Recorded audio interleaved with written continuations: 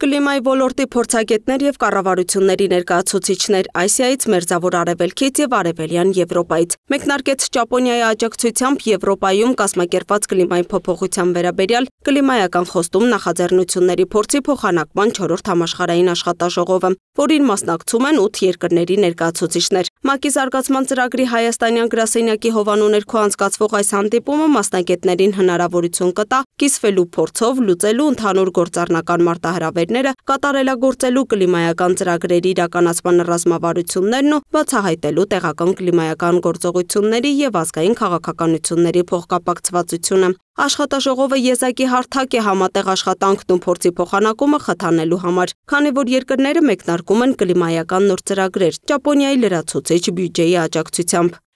Հատկապես կարևորում ենք այս տարվա միջոցառումը, քանի որ երկրները նախապատրաստվում են ծրագրի հաջորդ փուլին։ Այսպիսի նախաձեռնությունները կարևոր են նաև ամբողջ աշխարհում ազդեցիկ եւ ներառական կլիմայական գործողությունները առաջ մղելու համար, քանի որ մենք ներկայում տեսնում ենք փոփոխվող կլիմա, դրանով իսկ պայմանավորված բարձրացող ջերմաստիճան, ջրհեղեղներ, երաշտներ, որոնք ոչնչացնում են բնական միջավայրն ու կործանում մարդկանց կյանքը։ Ուզում եմ շնորհակալություն հայտնել Հայաստանին, Միավորված ազգերի կազմակերպության զարգացման ծրագրի իրականացմանը նպաստելու կլիմայի փոփոխության դեմ պայքարին միանալու համար։ Մինչև օրս Ճապոնիայի աջակցությունը ՄԱԶԾ կլիմայական խոստում ծրագրի միջոցով միլիոնավոր մարդկանց հնարավորություն է տվել օգտվելու մաքուր էներգիայից եւ կլիմայական կայուն կենսամիջոցներից։ Ճապոնիայի պատրաստակամությունն ավելին է, քան ֆինանսական աջակցությունը։ Այն արտացոլում է գործընկերությունների եւ ներառական կլիմայի առաջընթացի հանդեպ խորին հավատը, նշեց Հայաստանում Ճապոնիայի արտակարգ եւ լիազոր դեսպան Աոկի Յուտական։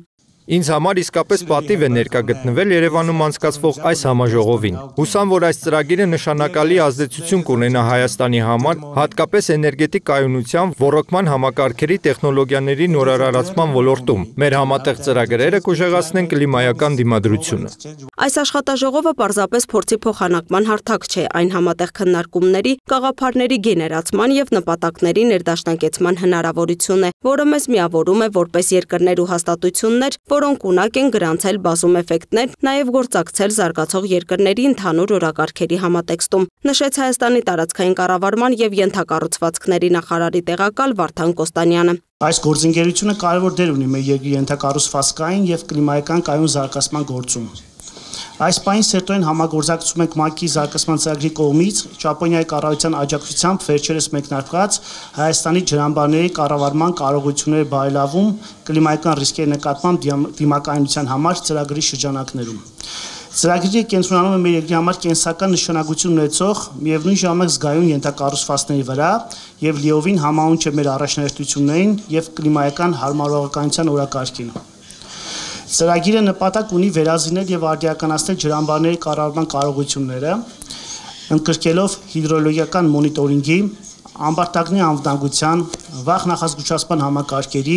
ինչպես նաև պարասվածության եւ արձագանքման կարողությունների զարգացումը։ Շրջակա միջավայրի նախարարության հիդրոօթերևութաբանության եւ մոնիթորինգի կենտրոն ՊՕԱԿ-ի տնօրեն Լևոն Ազիզյանի խոսքով այս ծրագրերը կարևոր դեր են խաղում զարգացման հրատապ կարիքներ ունեցող երկրներում արագ եւ բարձր ազդեցությամբ կլիմայական գործողություններ իրականացնելու համար։ Ըստ նրա, դրանք գործում են որպես արագացուցիչներ, փորձարկելով նորարարական լուծումներ եւ ստեղծելով ինստիտուցիոնալ հիմքեր մասշտաբավորման համար։ Ճապոնիայի ներդրումը Հայաստանում շատ գործնական, նպատակային եւ փոխակերպող բնույթ ունի։ Այդ ներդրման միջոցով առարկայական փոփոխություններ են արձանագրել մեր համակարգի արդիականացման գործում։ Եապես բարելավել է եղանակի կանխատեսման եւ հիդրոօթերևութաբանական ավտոմատ դիտարկումների,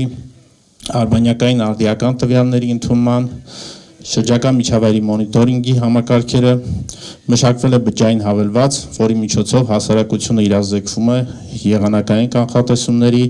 վտանգավոր երևույթների եւ շրջակա միջավայրի մոնիտորինգի կարևոր ցուցանիշների մասին,